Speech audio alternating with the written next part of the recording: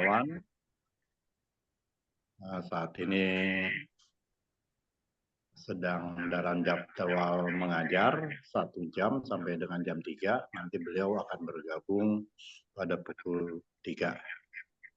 Baiklah, kita mulai webinar kita kali ini. Selamat siang saudara-saudara semua. Selamat siang para senior-senior saya yang sudah hadir. Ada Pak Jarman, ada Pak Amin, ada Pak Nonot, juga ada Pak Joko beserta Pak Archandra Tahar sebagai narasumber kita nanti, serta rekan-rekan semua, para hadirin yang tidak bisa saya sebutkan namanya satu persatu. Webinar kali ini masih dalam sesi Trans Energy dengan episode yang kedua disampaikan oleh Pak Archandra Tahar dengan topik yang berjudul Emerging Technology in Geothermal. Baik, sebelum lanjut pada acara, kami persilahkan Bapak Jarman untuk memberikan patah 2 kata pengantar. Silahkan Pak Jarman. Terima kasih Pak Wi. Bismillahirrahmanirrahim. Yang saya hormati narasumber webinar yaitu Bapak Archandra Tahar, Menteri SDM saat saya berdinas di Kementerian. Yang terhormat Bapak Ibu sekalian peserta webinar, di antaranya ada Pak Joko Bonan, Pak Amin, dan Bapak-Bapak sekalian yang saya tidak bisa sebutkan satu persatu. Assalamualaikum warahmatullahi wabarakatuh.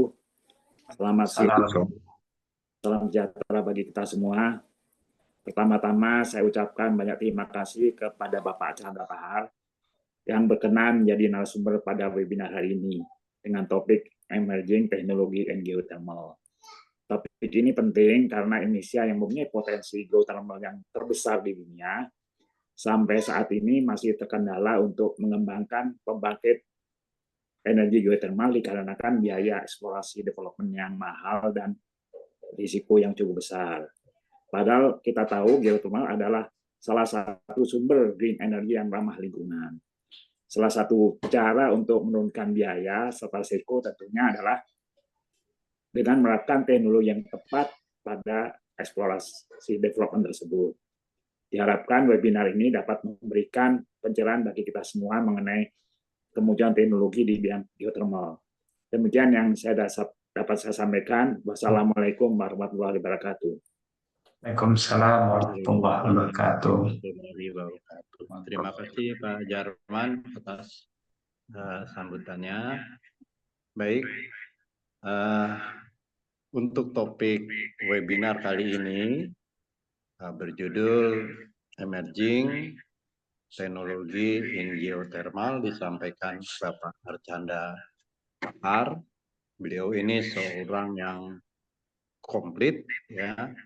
Beliau pernah menjadi praktisi, seseorang yang dengan keahliannya diakui di dunia, penghasilan yang sudah besar, kemudian juga beliau menjadi seorang regulator, pernah menjabat sebagai menteri, dan beliau juga seorang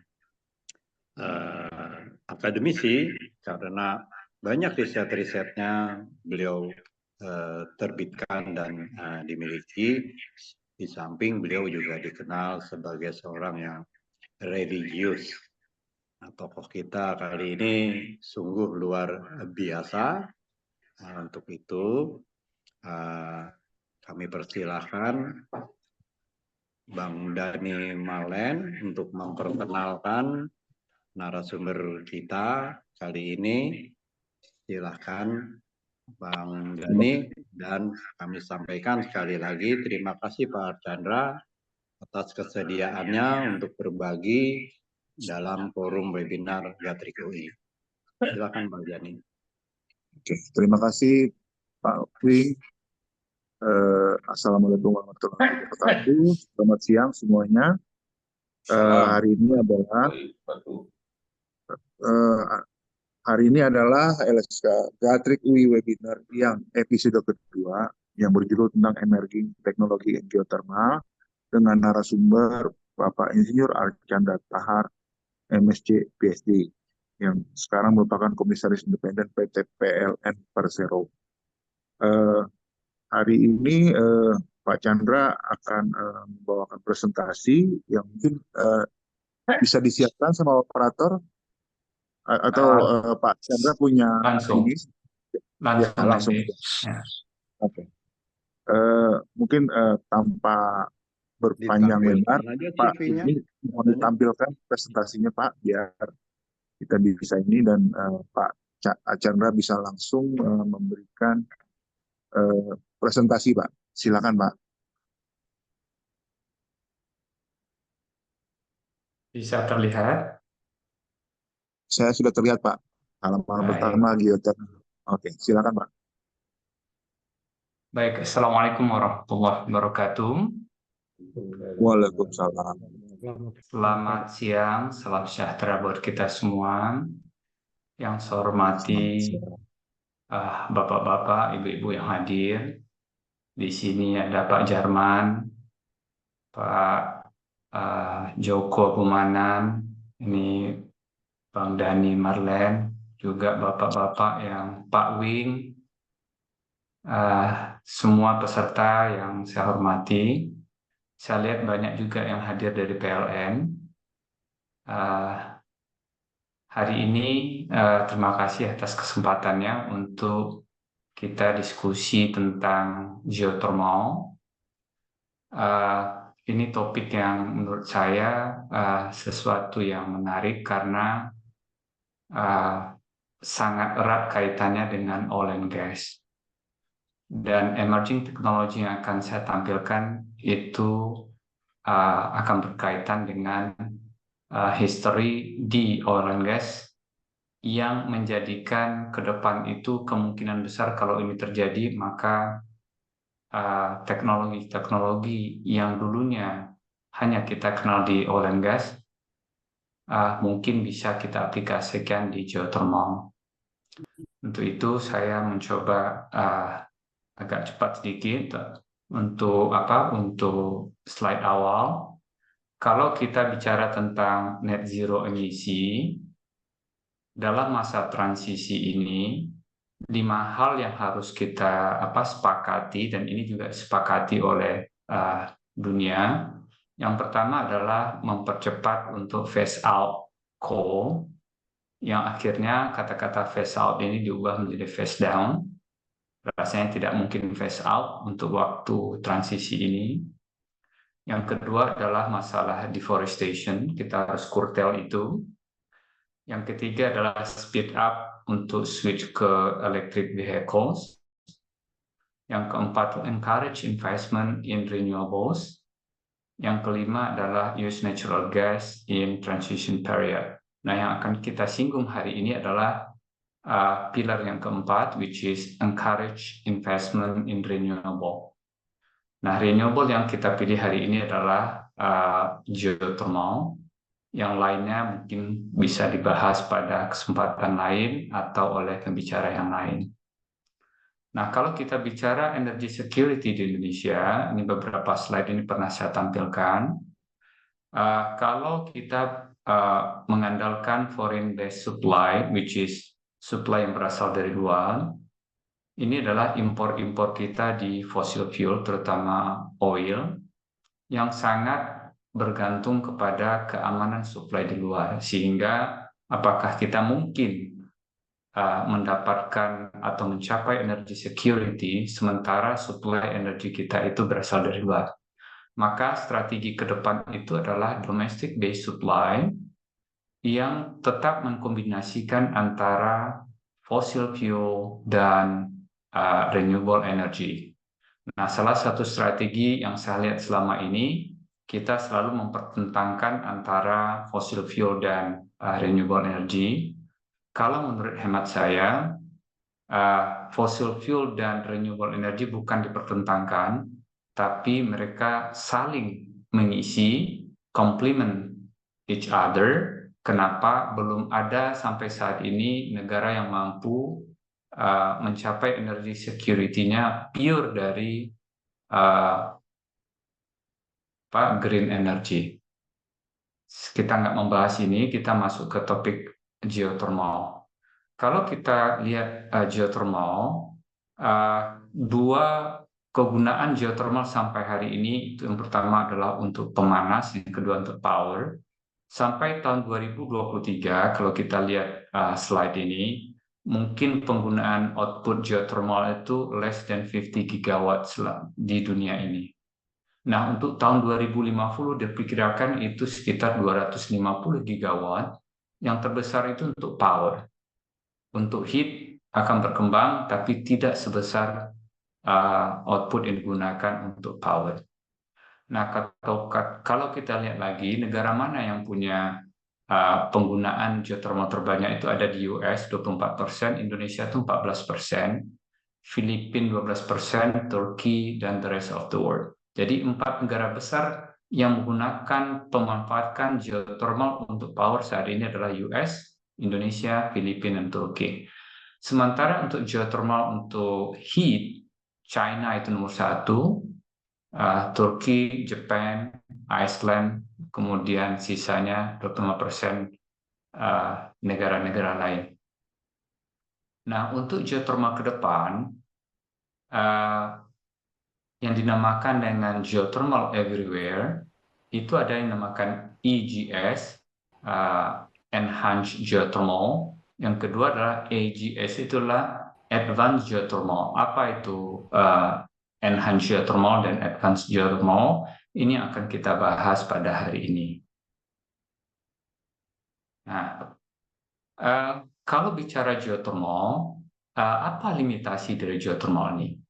Limitasi pertama adalah dia harus menemukan sumber panas yang di atas 120 degree Celcius atau bahkan di atas 200 degree Celcius, tergantung teknologinya. Yang kedua, kalau kita ketemu panas yang di atas 125 degree Celcius, persyaratan yang harus dipenuhi agar bisa dia digunakan sebagai energi untuk geothermal atau kelistrikan adalah permeability-nya harus mencukupi agar fluida yang ada, terutama uap atau air, itu mampu keluar dari celah-celah batuan tersebut. Nah, dua persyaratan ini yang harus dipenuhi apabila sebuah potensi panas yang ada di perut bumi itu mampu dimanfaatkan untuk kelistrikan. Permasalahan ini muncul, kenapa? Kalau seandainya didapatkan temperatur yang cukup, tetapi permeability-nya nggak cukup, itu juga nggak bisa digunakan. Di slide selanjutnya akan kita lihat kalau kita menganalisa seluruh well yang pernah di-drill di oil and gas, itu di-combine semuanya akan kejadian secara statistik. Nah, untuk awalnya saya akan overview sedikit. Kalau kita mendapatkan temperatur uap yang di bawah 100 degree Celcius, ini digunakan direct use, pemanas dan lain-lain, atau pemandian air panas juga. Untuk temperatur di atas 100 degree, tapi di bawah 150 degree, itu kita bisa menggunakan binary cycle. Kemudian untuk temperatur di atas 150 kita menggunakan dry steam, di atas 180 itu menggunakan flash steam. Nah, itu yang konvensional. Sebelah kirinya adalah teknologi konvensional yang biasa kita kenal selama ini. Sementara emerging teknologinya itu, yang pertama adalah enhanced geothermal system. Ini menggunakan hot, dry rock, di fracture seperti shale oil, shale gas. Ya, kenapa diperlukan fracturing? Karena permeability dari rock yang ada itu tidak mencukupi agar fluidanya bisa mengalir ke atas. Nah, emerging teknologi kedua adalah advanced geothermal system. ini menggunakan closed loop system, di mana water itu diinjekkan ke bawah, kemudian karena di bawah sana suhunya yang panas, menghasilkan uap, uapnya ini dialirkan ke atas untuk memutar turbin. Dua hal ini, enhanced geothermal dan advanced geothermal, yang menjadi pembicaraan hangat sekarang ini. Kemudian yang ketiga adalah yang novelty, itu adalah yang di sebelah kanan. Coba saya lihat lagi. Yang di sebelah kanan itu adalah direct energy drilling. Nah, ini yang lagi dikembangkan oleh MIT. Nanti akan kita touch up di bawah apa itu direct energy drilling, yang nanti akan menjadikan regardless of negara tersebut punya gunung api atau di wilayah ring of fire atau tidak, maka dengan adanya panas yang selalu kita dapatkan di bawah permukaan bumi, maka panas tersebut bisa dimanfaatkan untuk geothermal. Jadi tidak bergantung lagi apakah di sana punya gunung api atau tidak. Nah, ini untuk memberi gambaran, mungkin Bapak Ibu sudah mengenal ini. Yang dry steam power itu adalah steam yang dari bawah memutar turbin, kemudian diinjekkan kembali well-nya yang sudah dikondens, sudah bentuk air, water. Yang flash steam ini yang temperaturnya di atas 180 degree Celcius, production well-nya itu diuapkan, di-steamkan di atas. Setelah steamnya mungkin menguap turbin, kemudian diinjekkan kembali ke bawah.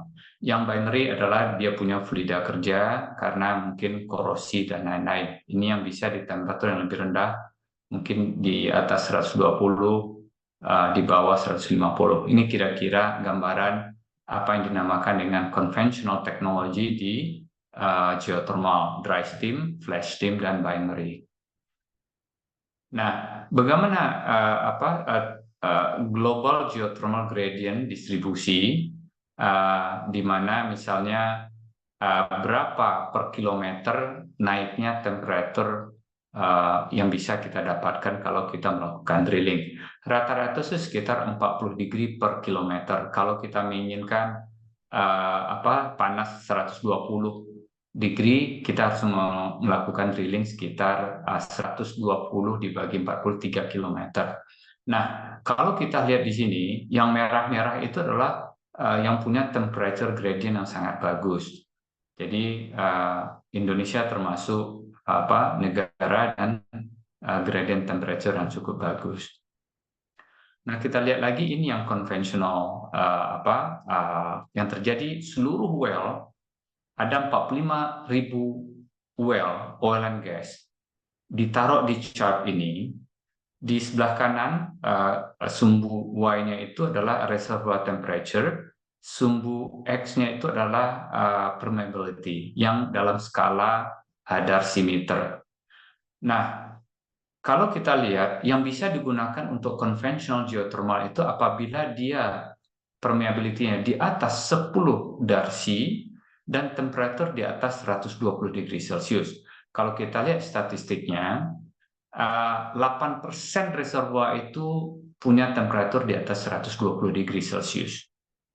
Hanya 7% dari reservoir itu yang punya temperatur permeability di atas 10 Darcy. Ya, kita menginginkan temperatur tinggi, tapi perlu lebih dalam. Kalau lebih dalam, reservoir itu lebih tight, jadi permeability-nya lebih kecil. Nah, kalau irisannya di mana permeability di atas 10 dan temperaturnya di atas 120, itu hanya mewakili 0,6% reservoir oil and gas, ya, yang boleh dibilang bisa digunakan untuk reservoir, hanya 0,6%, ya, yang shaded area yang warna pink ini. Hanya segini yang mampu well-well ini kalau akan dijadikan sumber energi untuk geothermal, 0,6%. Bagaimana dengan sisanya? Nah, itulah teknologi yang tadi saya sebutkan, advanced geothermal system dan enhanced termasuk direct drilling. Inilah emerging technology yang sekarang banyak sekali company-company yang terlibat di research development. Nah, kalau kita lihat lagi, seperti kita tahu, kalau reservoir depth-nya makin dalam, maka temperaturnya makin tinggi. Disinilah temperatur gradient itu adalah berapa temperatur yang kita capai dengan kedalaman berapa. Ini slope-nya, ini yang disebut dengan temperature gradient. Kemudian sebelah kanan permeability, semakin dalam reservoir, maka permeability juga makin kecil, dan ini yang menjadi tantangan kita karena permeability yang kecil sehingga tidak bisa dimanfaatkan untuk reservoir. Nah, dua tantangan ini, tantangan pertama adalah masalah temperature, tantangan kedua adalah masalah permeability. Nah, emerging technology ini akan bicara bagaimana kita mengatasi tantangan di reservoir ini, sementara panas itu pasti kita temukan. Tapi kalau panas ditemukan, fluida tidak mampu mengalir ke atas secara tekanan yang ada. Dan untuk itu muncullah teknologi yang pertama, nanti kita lihat di sini ya. Oh ya, ini kira-kira cost drilling ya. Rata-rata kalau berapa lama waktu kita mendrill, misalnya sampai 6 kilo di sini ya, 6 kilometer. Itu bisa kita drill tergantung ya, bisa 200 hari, bisa 300 hari per day, per well. Ya. Cost-nya berapa? Ini beberapa tipe cost-nya, jadi cukup mahal kalau menggunakan conventional geothermal technology. Gimana dengan emerging technology? Yang advanced geothermal system, ini yang menggunakan suhu panas yang ada di sini, di sebelah kiri, kemudian diinjekkan water, kemudian dia close loop ke atas, hanya bersentuhan dengan panas di bawah, kemudian steamnya naik ke atas. Ya. Yang EGS, yang enhanced geothermal, itu menggunakan di fracture, jadi hydraulic fracturing, batu tersebut karena dia tight, permeability-nya kecil, direkahkan ya di fracture sehingga permeability jadi besar, water diinjekkan ke batuan tersebut, batuan yang sudah panas tadi, yang panas di bawah menghasilkan steamnya mengalir dengan pipa yang satu lagi. Jadi seperti closed loop, tapi menggunakan batuan yang tight tadi untuk memanaskan water yang kita injekkan dari atas. Jadi satu advanced geothermal, satu enhanced geothermal. Nah, ini yang dimaksud dengan emerging technology-nya. Yang lain adalah drilling deep dengan cara ongkos yang murah. Kalau tadi kita lihat ongkosnya itu bisa, saya balik ke slide selanjutnya. Kalau kita ambil sampel di sini, itu bisa per well itu sekitar 40 juta per well untuk kedalaman 6 km. Ya, kalau kita lihat di sini. Jadi bayangkan untuk development, misalnya untuk exploration, 40 juta satu well, mungkin kita eksplorasi 3, 4, itu 4 kali 4 sudah 160 juta, dan belum tentu kita mendapatkan panas dan permeability yang dimungkinkan agar steam mengalir ke atas. Nah, kalau menggunakan angka ini ya 40 juta untuk 6 km, nah, maka teknologi baru ini yang dikembangkan oleh MIT sekarang, mungkin nggak kita melakukan drilling dengan menggunakan panas seperti laser, kemudian batunya dengan panas itu mencair dan menjadi abu, sehingga waktu yang diperlukan untuk ngedrill misalnya 10 km, 20 km atau berapapun, sampai ditemukan panas bumi yang memungkinkan terbentuknya steam. Jadi ini dinamakan dengan geothermal everywhere, dimanapun di bumi ini, selama dia bisa melakukan drilling dengan cepat dan menemukan temperatur yang tinggi, sementara permeability-nya juga tidak terikat karena menggunakan well yang cukup besar dari atas, sehingga fluida itu bisa mengalir dengan sendirinya atau dengan pressure yang ada di bawah. Nah, teknologi ini disebut geothermal everywhere. Kenapa? Nanti PLTU yang selama ini mendapatkan steamnya dari pembakaran batu bara digantikan oleh steam yang berasal dari sekitar lokasi itu, karena tidak memerlukan apakah daerah tersebut punya reservoir untuk geothermal atau tidak, tapi dia melakukan drilling sampai ketemu suhu bumi misalnya di atas 150 degree Celcius atau 200 degree Celcius yang menghasilkan steam untuk memutar turbin. Jadi PLTU itu nanti akan dikonversi menjadi geothermal power, sehingga yang namanya green itu bukan lagi karena mempensiunkan batu bara, tapi menggantikan steamnya dari steam yang ada berasal dari perut bumi. Dan inilah konsep barunya. Sampai di mana itu teknologi nanti saya akan sebutkan. Nah, emerging deep geothermal technology ini beberapa negara Eropa dan Amerika yang sedang berpacu untuk melakukan teknologi development-nya. Yang hijau itu adalah drilling technology, itu dimotori di ini. Yang ini adalah MIT di Boston, Houston, Texas, juga di beberapa negara di Eropa. Kemudian advanced and enhanced geothermal itu juga di Eropa dan di Amerika.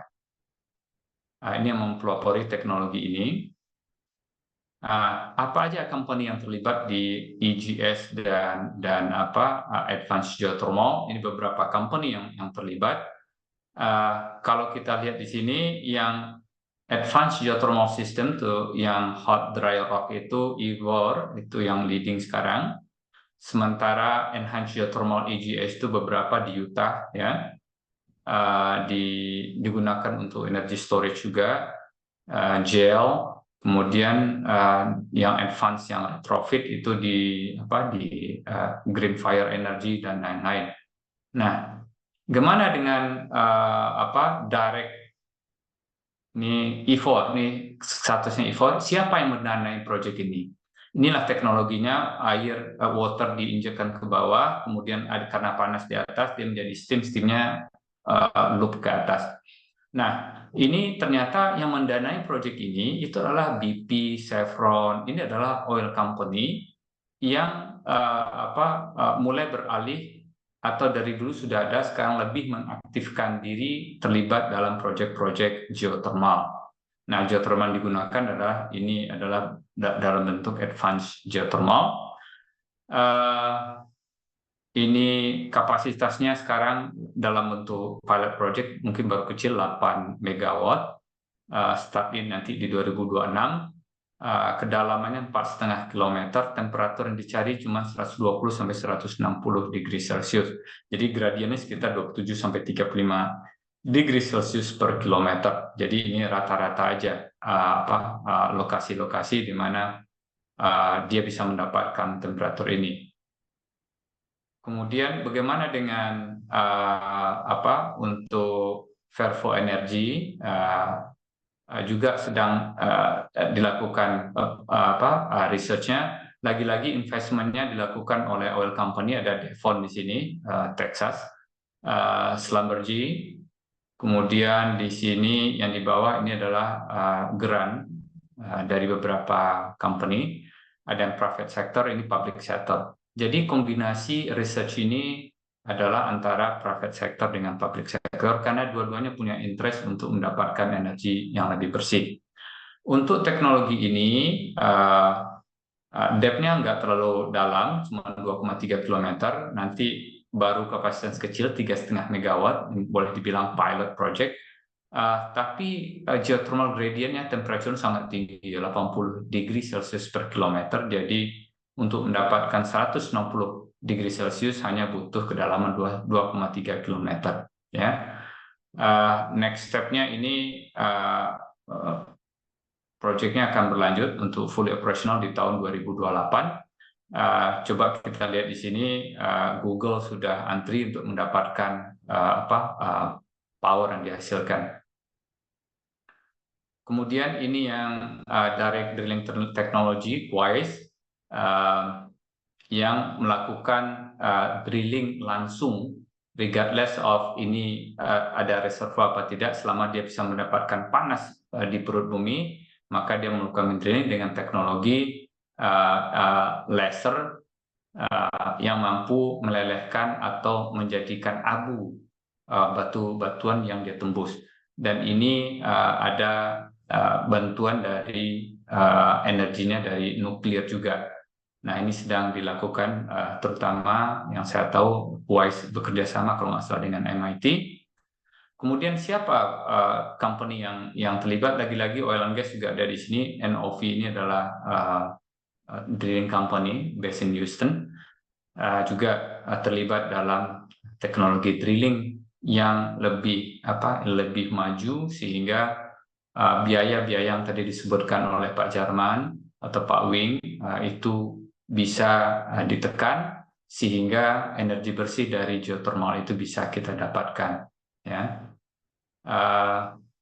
Ini yang WISE Technology, sekarang itu target drillingnya 100 inch length, dikalikan 1 inch diameter, masih kecil. Target full scale hybrid drillingnya itu 2024 ini.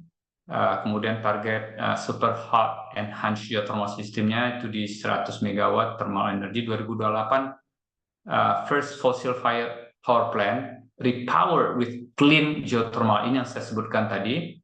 PLTU, kalau ini berhasil, maka PLTU akan digantikan oleh steam yang berasal dari geothermal. Ditargetkan 2028, kita berharap ini bisa kejadian, sehingga strategi mempensiunkan PLTU itu bisa ditinjau ulang kalau seandainya teknologi ini berhasil.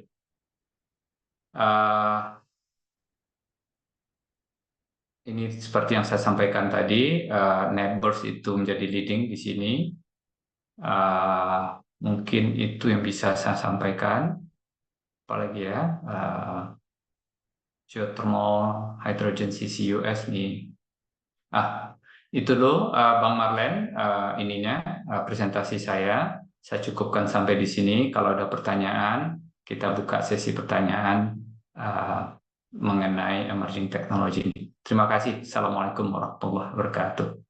Waalaikumsalam. Waalaikumsalam warahmatullahi wabarakatuh.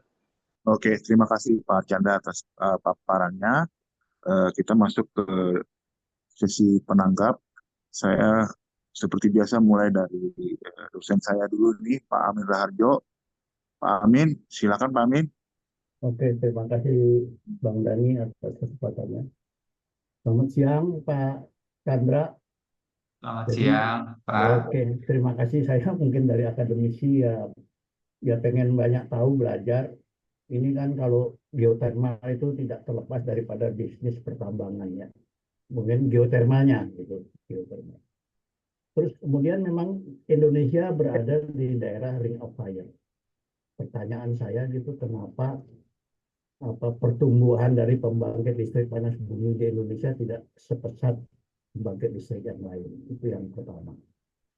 Terus kemudian tadi Pak Chandra bicara teknologi, emerging teknologi itu dibilang katanya low cost dibandingkan dengan, saya nangkepnya gitu, dibandingkan dengan pembangkit listrik geothermal yang cara konvensional.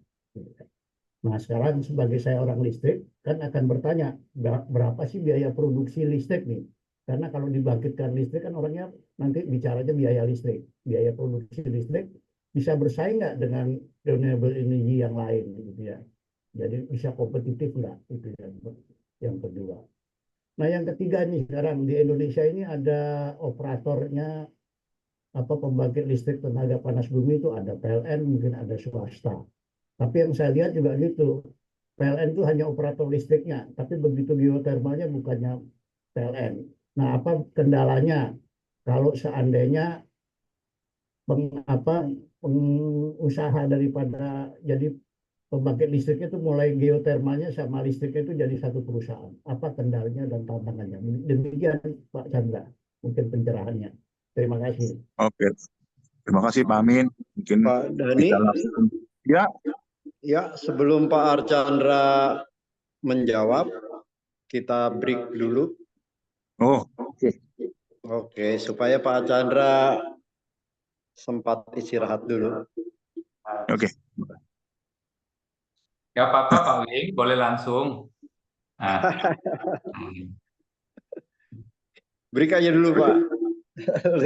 2 menit, silakan operator. nah.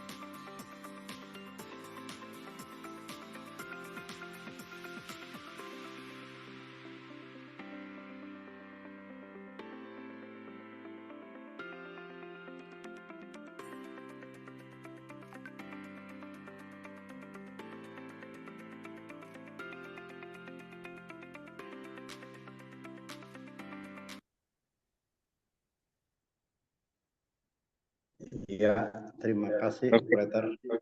Silakan lanjut Pak Archandra, Pak Dadi. Oke, makasih Pak Wing. Pak Chandra, silakan mohon ditanggapi dari Pak Amin Raharjo. Silakan Pak. Terima kasih Pak Amin. Pertanyaan pertama, kalau boleh saya artikan, kenapa ya lambat geothermal di Indonesia? Ya, yang pertama adalah kita masih berpatokan terhadap kemampuan masyarakat untuk membeli listrik tersebut. Jadi LCOE dari geothermal itu kalau dibandingkan dengan PLTU tentu jauh lebih tinggi. Namun demikian, faktor keduanya itu kita mengcompare geothermal ini dengan PLTS dan angin. Yang kita tahu behaviornya berbeda. Yang satu adalah base load, yang satu lagi intermittent. Nah, kemudian kalau geothermal itu dibilang 13 sen atau 14 sen atau 10 sen per kilowatt hour, terus orang lain mengatakan kenapa nggak angin saja bisa 7 sen, 8 sen, atau solar PV yang 6 sen. Tapi dia lupa 6 sen itu hanya bisa diandalkan mungkin dengan capacity factor mungkin 18%, mungkin cuma 4 jam saja. Nah, kalau mereka di-combine behavior-nya menjadi base load, maka yang 6 sen tadi harus di-combine dengan baterai. Kalau baterai jenis MMC atau LFP misalnya bisa 15 sen per kilowatt hour. 15 tambah 6 itu udah menjadi 21. Nah, kadang-kadang kita tidak memberikan edukasi yang cukup, hanya mengatakan bahwa solar PV lebih murah, tanpa melihat bahwa keandalan sistem kita, ya, kalau hanya memasukkan intermittent ke dalam grid sistem kita tanpa mempertimbangkan bahwa ini adalah variable dan bisa mengganggu sistem kita, dan kadang-kadang kita tidak peduli bahwa mengcombine itu harus dengan baterai. Nah, ini yang mindset ini mengatakan selalu geothermal itu lebih mahal. Tapi kalau kita compare apple to apple, menjadikan mereka sama-sama base load, maka geothermal jauh lebih murah daripada solar PV. Ini yang pertama, mindset, ya. Yang kedua tadi yang saya sampaikan bahwa benar karena dia mahal dibandingkan batu bara, maka menaikkan BPP dari biaya pokok pembangkit tadi, penyediaan tenaga listrik ini yang naik, sehingga subsidi bisa naik dan juga kompensasi bisa naik. Nah, inilah angle yang kadang-kadang kita harus sampaikan kepada pemerintah. Saya pernah pemerintah, ini bukan masalah yang gampang untuk disampaikan, karena kita akan menaikkan tarif listrik akibat sumber energi bersih yang kita gunakan. Nah, kenapa di luar negeri bisa banyak? Karena kemampuan bayar masyarakat di sana memang ada. 20 sen, 25 sen per kilowatt hour di Eropa itu hal yang normal. Kita rata-rata hanya sekitar 10-11 sen per kilowatt hour. Menaikkan Rp1, Rp100 tarif listrik kita, ini juga berimplikasi secara politik. Dan untuk itu, karena di sini adalah banyak yang sangat paham tentang kelistrikan, saya berharap kita harus mulai lebih fair menjelaskan renewable energy konsep itu, apalagi yang menyangkut dengan yang intermittent. Jadi itu Pak jawaban yang pertama. Jawaban yang kedua adalah biaya listriknya bisa bersaing apa tidak. Nah, konsep yang kami dulu di Amerika itu, biasanya emerging technology itu punya 2 prasyarat disebut dengan emerging. Yang pertama itu adalah teknologinya biasanya lebih bagus. Yang kedua, secara komersial dia harus kompetitif. Kalau dia secara teknologi bagus tapi mahal, kita kadang-kadang tidak mengatakan itu emerging technology. Kenapa? Nggak mampu untuk dibikin. Ya, tidak affordable untuk dipakai di industri atau untuk masyarakat. Nah, saya belum punya angkanya berapa biaya LCOE-nya, tapi saya yakin kalau sudah dideklar sebagai emerging technology, maka 2 prasyarat itu terpenuhi. Nah, kita tunggu ini Pak, berapa nih LCOE dari 3 emerging technology yang saya sebutkan tadi. Nah, coba Bapak bayangkan, untuk shale oil, shale gas, Amerika itu tahun 2007-2008 kebutuhannya 15 juta barrel per day, produksi dalam negeri itu cuma 6 juta atau 7 juta. Tapi dengan shale oil, shale gas, 2 tahun yang lalu Amerika sudah menjadi negara production oil terbesar di dunia, mengalahkan Arab Saudi. Produksinya bisa 13 juta, double. Kenapa? Karena teknologi. Nah, apakah teknologi yang mereka tawarkan itu mungkin secara per barrelnya mahal, tapi karena harga oilnya juga naik daripada impor, maka mereka melihat emerging technology shale oil, shale gas itu tetap digunakan dan sekarang menjadi primadona produksi oil di Amerika. Gitu Pak. Yang ketiga, PLN sebagai operator dan PLN sebagai penyedia steam kira-kira Pak ya. Mungkin nggak disatukan, mungkin. Kenapa tidak? Persoalannya adalah karena ini banyak teman-teman PLN di sini dan saya kebetulan sebagai komisaris PLN, tapi hari ini saya bicara sebagai scholar boleh Pak ya? Ya, betul. Tidak mewakili suara dari komisaris nanti Sebagai akademis Pak, sebagai akademis ya. Sebagai scholar saya mengatakan pertanyaan yang pertama, siapa yang punya kemampuan drilling? Kalau bicara kita tentang drilling di mana di offshore maupun onshore, yang punya kemampuan itu adalah perusahaan minyak. Karena untuk mendapatkan steam reservoir untuk geothermal, kita perlu drilling teknologi. Pertanyaannya, punyakah PLN orang-orang kompetensi di bidang drilling? Nah, itu pertanyaan pertamanya. Tapi yang keduanya, sebagai pengelola atau yang bikin pembangkit, mampu nggak PLN? Mampu. Nah, makanya di beberapa pembangkit itu ada yang Pertamina penyedia penyedia steamnya dan PLN yang mengelola pembangkitnya. Itu ada beberapa pembangkit. Tapi untuk swasta itu mereka punya kemampuan dari sisi drilling, ya, dan juga punya kemampuan untuk pembangkit. Nah, sebaiknya seperti apa?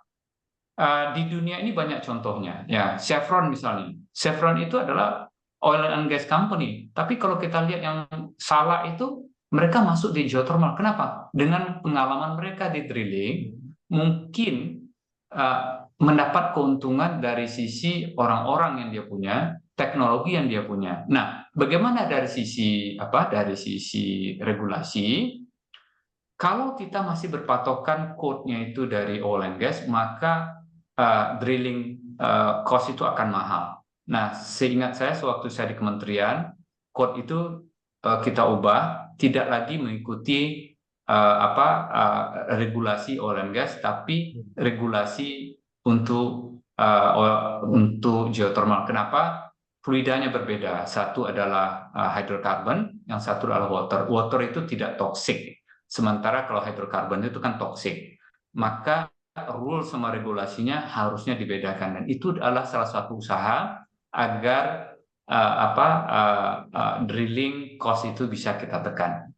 Untuk menjawab singkatnya, boleh nggak dua-duanya dikuasai? Boleh.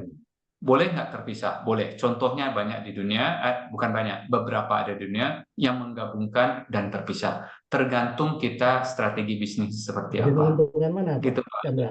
Kalau dipegang satu, apa mendingan terpisah gitu?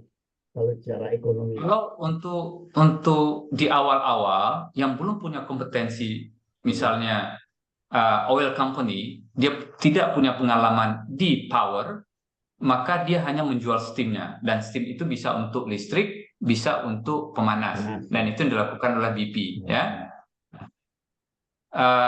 Kemudian ada yang mampu dua-duanya, yaitu Chevron. Chevron dia pembangkit dan dia menyediakan steamnya, ya. Itu sehingga supply chain-nya itu dari end to end, ya. Tidak ada di tengah-tengah gap. Nanti kalau rugi di steam, mampu nggak di pembangkitnya merecover rugi yang ada di steamnya? Nah, itu salah satu contoh. Tapi kalau end to end, dia nggak ada lagi itu untung rugi, dia membicarakan satu kesatuan, ya. Drawback-nya adalah bagi company yang belum siap untuk end to end, dia perlu bekerja sama dengan apa yang dia butuhkan. Kalau dia oil company, maka dia bekerja sama dengan power company. Kalau dia power company, bekerja sama dengan oil company. Gitu, Pak. Mungkin kalau sekarang PLN itu belum punya ahli tentang drilling dan sebagainya, ya kalau kita bicara pendidikan kan bisa aja kita mulai sekarang meningkatkan SDM keahliannya dengan drilling. Cuma masalahnya gitu, kalau memang lebih murah, kalau lebih menguntungkan dipegang satu perusahaan apa dua. Karena saya pikir gitu masalah security nih. Jadi kalau ada apa-apa nanti saling nyalain gitu loh. Oh ini sekarang katakanlah di mana yang di Derajat apa di Kamojang apa gitu, ini ininya Pertamina. Oh, begitu ada masalah di Pertamina saling nyalain. Gitu. Oh, kita nggak bisa listrik karena Pertamina yang jadi gitu kira-kira Pak. Ini aja hanya ilustrasi. Terima kasih Pak Chandra, dan sekali lagi memang saya juga sebagai pengajar kalau menyatakan ke murid-murid saya kalau studi banding tuh apple to apple. Tapi sekarang saya tantang apple to apple, ntar dulu ada lagi. Kalau membandingkan apple to apple apakah sama? Apple Malang sama Apple Washington sama Apple Cina. Mengapa enggak membandingkannya sama-sama Apple Malang? Yang satu hijau, yang satu merah katakanlah. Gitu. Terima kasih Pak Chandra atas pencerahannya. Terima kasih Pak Amin. Kasih. Terima kasih Pak Amin. Kesempatan berikut saya mau berikan kepada Pak Joko Abumanan, Pak. Pak Joko Abumanan, monitor kah? Pak Joko Abumanan. Kalau misalnya Pak Joko Abumanan lagi di luar, saya mau serahkan ke Pak Sumaryadi nih, Pak. Pak Sumaryadi, silakan Pak. Baik, terima kasih. Suara saya terdengar jelas ya, Pak? Terdengar, Pak. Ya, Pak. Assalamualaikum Pak Archandra, sehat selalu Pak. Salam. Luar biasa nih Pak pencerahannya Pak. Ya, saya dulu di PLN Pak, sekarang di luar Pak, sudah pensiun. Jadi yang pertama, tadi Bapak sampaikan bahwa teknologi ini kan banyak sekali ya Pak ya. Ternyata sistem binary itu sudah dipakai di PLTP Salura Pak. Bahkan di Star Energy, di Salah juga mereka akan menggunakan itu.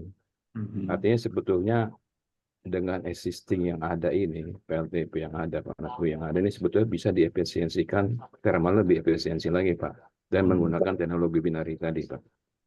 Nah menurut Bapak, kendalanya Pak, kalau misalkan yang existing ini bisa kita optimalkan efisiensi thermalnya. Ya, kemudian yang kedua Pak, terkait dengan cost investment cost dengan adanya drilling. Tadi Bapak sampaikan dengan kedalaman 2 km, 200 meter tadi ya, yang untuk yang asal ketemu panas, itu kan artinya kan bisa dipotensi, kalau daerah kita ini ring of fire kan banyak potensi panas, ya panas bumi yang di sekitar ini. Tentunya kan bisa dibangun pembangkit kecil, kapasitas 2,5-3 megawatt gitu ya. Sehingga nanti menjadi namanya tidak lagi masuk ke grid, tapi masuk grid transmisi, tapi masuk ke grid distribusi. Nah, sehingga tidak perlu lagi membangun transmisi yang panjang-panjang Pak, untuk mencukupi kebutuhan listrik. Yang kita bicara listrik bukan untuk air, untuk pemanas ya, tapi untuk listrik daerah-daerah tersebut ya. Kita sekarang juga banyak melihat ada pemandian air panas, artinya dengan teknologi yang tadi kan tentunya bisa dipakai ya Pak ya. Nah ini dari segi regulasi, apakah itu dimungkinkan Pak di kita gitu ya. Mungkin itu saja Pak dari saya, terima kasih. Terima kasih Pak Sumaryadi. Pak Archandra, mohon langsung ditanggapi Pak. Oke, terima kasih Pak Sumaryadi. Setahu saya yang binary itu memang sudah ada dan beberapa sudah memakainya. Apa kendalanya? Saya juga nggak tahu kendalanya apa Pak. Harusnya untuk temperatur reservoir yang di bawah 150 degree Celcius, tapi masih di 120 yang memungkinkan water itu masih bisa dijadikan steam, bukan waternya, fluida kerjanya mampu dijadikan steam, harusnya tidak ada kendala. Nah, yang untuk reservoir yang banyak mengandung material yang mengakibatkan kalau dia steamnya itu langsung kontak dengan turbin sehingga menjadikan korosi, maka binary adalah teknologi yang mampu menjawab tantangan itu. Menurut hemat saya harusnya tidak masalah. Ya, dengan binary ini kalau kita mau menargetkan turbin kita itu adalah dengan sistem binary, maka di dalam catatan saya ini tidak perlu terlalu dalam. Kenapa? Yang dibutuhkan cukup di atas 120 sampai 150. Ya, jadi kadang-kadang kita melakukan eksplorasi kemudian temperaturnya nggak dapat, kita anggap bahwa potensinya jadi kecil. Padahal kalau kita bisa menggunakan teknologi binary yang mampu memanfaatkan steam yang punya temperatur rendah, mungkin ini bisa kita gunakan atau kita manfaatkan. Dan ini berkaitan dengan pertanyaan Pak Sumardi yang kedua, apakah ada regulasi kalau seandainya ini dibikinkan grid tersendiri atau bahkan masukkan dalam transmisi langsung? Saya rasa nggak ada masalah. Seingat saya ini bisa dilakukan, ya. Sekarang adalah berapa harga DPP-nya, ya, apakah bersaing atau tidak. Nah, lagi-lagi menyambung pertanyaan Pak Amin tadi, mindset kita yang harus kita ubah. Karena selama ini selalu kita bilang geothermal itu mahal dibandingkan dengan solar PV dan angin. Ya, padahal ini bisa kita gunakan untuk daerah-daerah yang kita bikin pembangkit kecil, kita localize di situ kebutuhannya dan lain-lain, dan ini bisa digunakan kecil-kecil, dan kalau 14 sen atau 13 sen dan lain-lain lebih murah dibandingkan dengan solar PV ya, ditambah dengan baterai. Nah, persoalan yang selanjutnya adalah biasanya kita ketemu geothermal, kebutuhannya ada di wilayah lain. Ya, jadi ini salah satu tantangannya.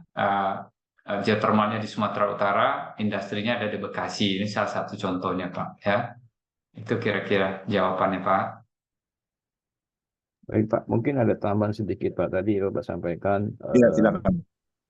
Tadi Bapak sampaikan terkait dengan potensi gas buang yang berbahaya, sehingga dimungkinkan ini dibuat binary, ya Pak, ya. Yeah. Memang kalau saya lihat kan tipikal gas buang di Kamojang dengan di Salak itu berbeda. Salak itu korosif, Pak, ya. Sehingga dimungkinkan untuk dibuat tadi binary. Nah, di samping binary sebenarnya tadi teknologi yang Bapak sampaikan itu ini saya nggak berpengalaman terhadap drilling, ya Pak, ya. Kira-kira yang cocok itu untuk daerah kita yang mana, Pak, ya? Yang bisa dieksplorasi, dikembangkan oleh teman-teman. Menyambung pertanyaan tadi Pak Amin, nanti PLN juga bisa mengolah itu, Pak. Yang kan berbeda kalau untuk drilling untuk minyak sama air kan beda, Pak. Kira-kira itu, Pak. Makasih, Pak. Ya. Kalau menurut hemat saya, ini adalah geothermal everywhere. Tidak bergantung apakah di daerah tersebut banyak gunung api apa tidak. Ya, namun demikian kalau kita punya gunung api berarti ya kemungkinan untuk mendapatkan panas di well yang lebih dangkal itu lebih memungkinkan. Kenapa? Temperature gradient kita yang merah tadi, Pak, jauh lebih tinggi dibandingkan daerah-daerah lain. Kita bisa dapatkan mungkin berapa? 40-60 degree per kilometer atau berapa gitu. Yang dimana kalau di daerah lain mungkin dapatnya di 30 degree per kilometer. Nah, bisa jadi dengan di daerah-daerah yang punya potensi geothermal yang sudah ada, drilling cost-nya atau metode tadi karena tidak lagi melakukan atau memanfaatkan, bisa di ini aja ya, mute aja Pak Samsung Indah. Tolong di mute ini, Pak. Oke, Pak Chandra, silakan. Ya.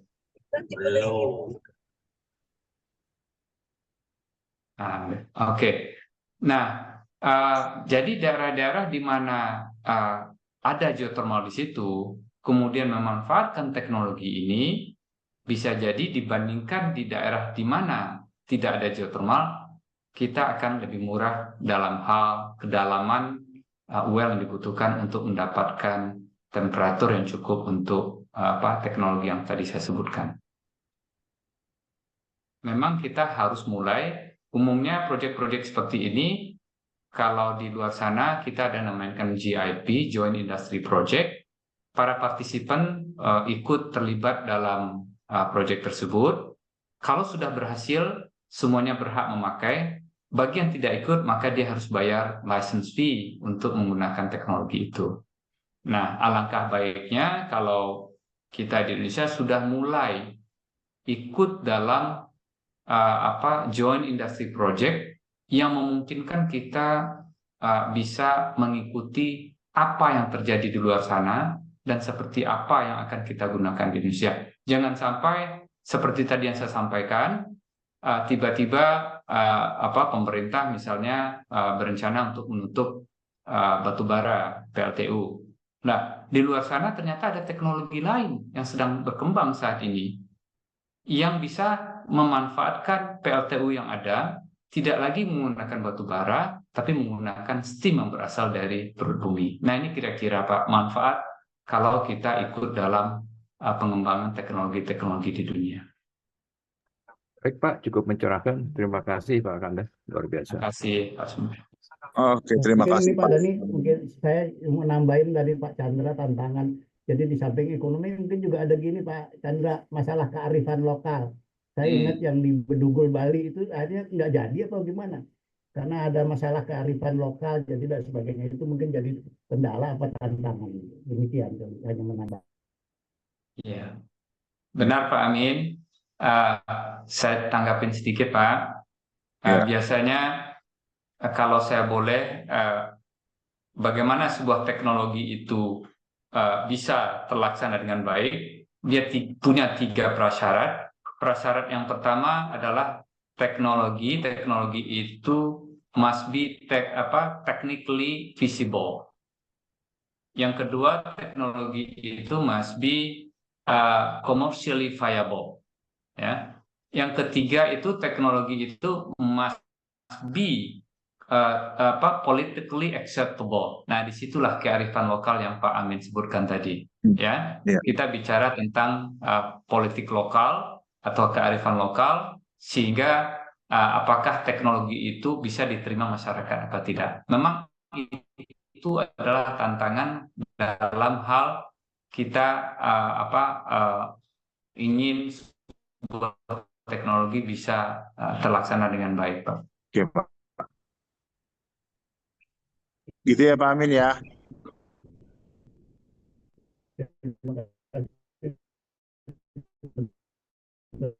Nggak ada tambahan Pak. Udahlah nggak. Apa? Iya, tambah. Ya, Epolexom dulu saya waktu kuliah itu Epolexom apa lah. Ya. Epolexos pun. Apa? Gitu Pak. Ya. Ya, Jarman Pak. Pak Jarman, untuk yang sesi ini Bapak nih. Silakan Pak. Tadi menarik sekali yang dipresentasikan oleh Pak Archandra, masalah emerging teknologi, Pak ya. Karena ini teknologi ini kalau bisa dikomersialkan, katakanlah, ini akan menurunkan risiko, termasuk juga cost daripada drilling. Karena itu terbesar. Nah, karena kan kalau PLTP-nya kan pembangkitnya sendiri sudah risikonya pasti kecil sekali. Tapi problem selama ini kan di drillingnya, Pak. Nah, pertanyaan saya kira-kira dari teknologi yang tadi dipresentasikan, kira-kira komersialnya kapan ya Pak ya? Kan ini baru penelitian ya, karena kalau itu bisa dikomersialkan akan jauh mereduce risiko, termasuk cost-nya juga tentu, sehingga pengembangan teknologi pengembangan geothermal di Indonesia ini bisa di speed up dan diperbanyak lah, perbesar. Nggak sampai sekarang karena banyak cost drillingnya besar, sehingga waktu ketemu ternyata kosong gitu yang terjadi kan seperti di beberapa tempat, atau risikonya besar gitu ya. Nah, kira-kira itu aja. Kira-kira kapan kalau menurut Bapak komersialnya ini bisa diterapkan, kira-kira tahun berapa itu, Pak? Makasih, Pak. Oke, baik, saya coba share lagi yang presentasi saya. Saya coba share ya, Pak.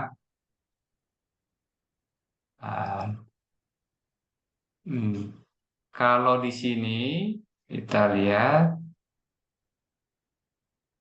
nah, ini 2028 yang direct drilling technology ini yang menggunakan laser tadi itu 2028 itu targetnya di komersial ini, walaupun masih kecil. Ya. Kalau yang Nah, yang ini yang apa enhance ya. Itu targetnya itu adalah 2000 fully operational 2028 juga, tapi baru 10 megawatt power generation. Ini yang Vervo Technology. Kemudian yang ini yang enhance. Enhance ini partnership dengan Deep Energy Capital to build 5 ini instalasi up to 1 billion kapasitas, ini besar lagi 2.500 gigawatt hour ya per tahun. Nah ini saya nggak tahu nih kapan komersialnya. Tapi tidak lama lagi rasanya kalau sudah perusahaan-perusahaan gede seperti BP, Chevron terlibat dan dia sudah announce ini teknologi, biasanya sudah tidak lama lagi, mungkin feeling saya sebelum 2030 ini sudah bisa kita manfaatkan.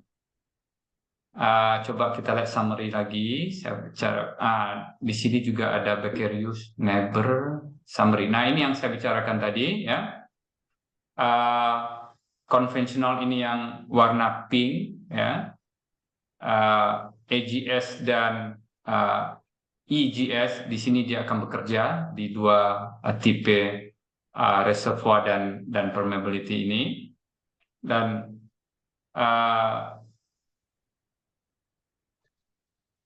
kita berharap untuk mencapai 250 gigawatt geothermal ke depannya sampai tahun 2050. Dengan adanya emerging teknologi ini mungkin bisa lebih cepat lagi. Dan ini adalah harapan kita agar bumi ini bisa lebih bersih dalam hal penggunaan energi yang kita butuhkan. Dan juga ini saya sedikit ada buku yang pernah saya rilis tahun lalu, silakan Bapak Ibu kalau mau membacanya. Itu kira-kira Pak Jarman, kapan kalau kita bicara komersialisasi dari teknologi ini. Dan saya juga kalau berkesempatan nanti saya mau berkunjung, ada rencana ke salah satu company ini untuk bisa mendalami lagi apa dan bagaimana ke depannya. Apakah mungkin nggak kita di Indonesia juga bisa memanfaatkan teknologi ini. Itu Pak Jarman. Terima kasih Pak. Karena ini penting sekali Pak, karena kita kan targetnya net zero emission-nya tahun 2060 ya Pak ya. Kalau yang diproven tadi kapasitas besarnya bisa diproven sebelum 2050, tentu ini bisa mendukung gitu. Tapi kalau enggak, agak repot juga. Seperti tadi, kalau pakai PLTS atau wind turbine, problemnya kan di intermittent ya Pak. Iya. Sedangkan kalau air itu kan terbatas juga, tidak bisa juga semata-mata air lah, harus kita yang lain yaitu geothermal juga. Mungkin itu saja Pak. Terima kasih Pak. Iya. Nah, kalau kita tentu berharap di pemerintahan, siapapun di pemerintahan itu bisa memikirkan rencana-rencana ini tidak lagi terkungkung dengan teknologi konvensional. Kemudian dengan solusi-solusi yang mungkin cocok di negara lain, tapi belum tentu cocok di Indonesia. Angin misalnya, memang di Eropa Barat itu anginnya sangat kencang, ya, maka cocok di sana angin. Tapi untuk kita di Indonesia belum tentu, hanya daerah-daerah tertentu angin yang cocok. Matahari juga sama, ya. Di daerah negara yang punya gurun, ya, itu sangat cocok matahari solar PV. Tapi kita di ekuator banyak matahari, banyak juga hujan, ya, sehingga kapasitas faktor kita jauh lebih rendah dibandingkan di negara-negara yang punya gurun, misalnya di Middle East atau di Western Australia atau di Texas, di West Texas juga banyak gurunnya. Disitulah orang banyak masang solar PV untuk skala besar, ya. Nah, saya sepakat dengan Pak Amin tadi mengatakan kalau renewable energy adalah masalah local wisdom. Apa yang kita punya, ya, yang terbaik yang kita punya, itu yang kita bikinkan strateginya. Bukan karena didikte oleh negara lain, kita harus tunduk untuk menggunakan teknologi yang mereka diktekan tersebut. Itu menurut hemat saya, Pak. Ya, oke. Itu ya Pak Jarman. Baik, Pak. Pak Jarman apa? Ya, Pak. Terima kasih pencerahannya, Pak. Terima kasih. Oke. Dengan Pak Jarman, kita akan istirahat dulu sebentar untuk memutar video-video yang disediakan sama operator. Silakan.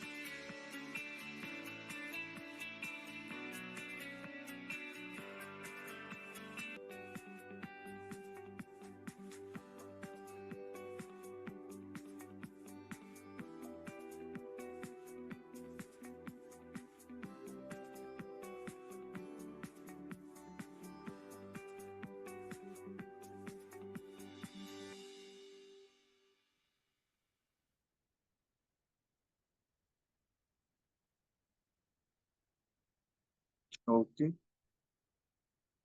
Pak Hendro udah habis ya videonya ya.